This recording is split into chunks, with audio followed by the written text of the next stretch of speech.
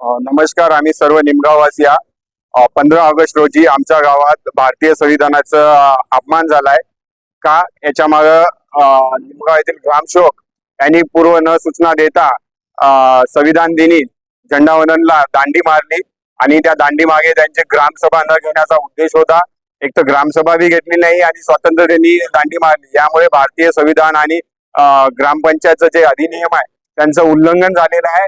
कारण संविधान दिनी न येणे म्हणजे घोर कृत्य आहे. ते घोर कृत्य या येथील ग्रामसेवक आणि हातगाव पंचायत समितीचे बीडीओ यांनी केलेलं आहे. कारण बीडीओ यांनी त्या ग्रामसेवकला एक बॅक ताकद दिलेली आहे, बॅक सपोर्ट दिलेला आहे आणि सर्व चौकशीची मागणी आज आम्ही जिल्हा परिषदचे सीओ जे आहेत त्यांना केलेली आहे. त्यांनी योग्य ते कारवाई करून सर्व निमगाववासियांना न्याय द्यावा ही सर्व आम्ही गावकरी मंडळांची विनंती आहे. तर यामागे जे बीडीओ आहेत त्यांच्यावर योग्य ते कारवाई व्हावी. कारण यांचा जे सपोर्टर आहे ते बीडीओच आहे. बीडीओला सगळं षडयंत्र माहीत होतं. हे षडयंत्र ठेवून ग्रामसभा न घेणं आणि ग्रामसेवक मुद्दाम होऊन संविधान दिनी झेंडावंदनला न येणं हे खूप मोठं घोरकृत्य आहे. याचा आम्ही सर्व गावकरी मंडळी निषेध करत आहोत.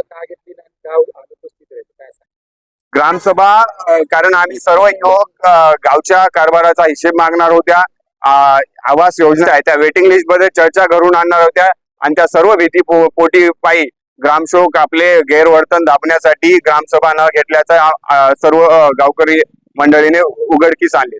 काही भ्रष्टाचार केले असे काही संकेत?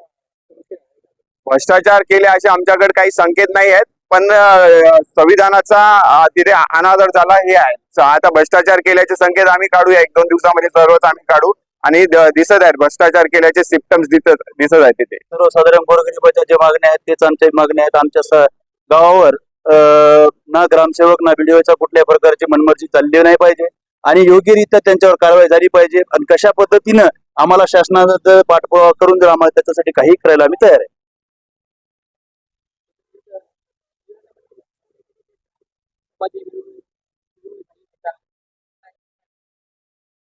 मुख्य मागणी म्हणजे आमची हेच आहे, ग्रामपंचायत मध्ये ग्रामसेवकाची ही जेवढी जबाबदारी ग्रामसभा घेण्यामध्ये आहे तेवढी जबाबदारी ही ग्रामपंचायतच्या नागरिकांची सुद्धा आहे.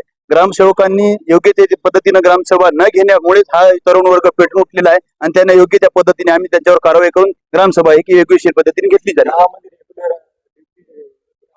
आता आमच्या ग्रामपंचायत मध्ये काय झालेलं माहिती आहे का, ग्रामसेवक करतो एक कारभार, मास्टर दुसऱ्याकडेच आहे आणि तिसरंच पद्धतीनं वसुली करून कोणीतरी घेऊन चाललेला आहे. अशा पद्धतीनं आम्ही ज्या घरकुल्यांचे पैसे इतर कोणत्याही पद्धतीने जर पैसे गावकऱ्याकडून जर वसूल केलेली असेल त्या सगळ्यांची आम्ही रीतसर यादी करून ते उद्या ग्रामसभेमध्ये ते आम्ही यादी लावणार आहे.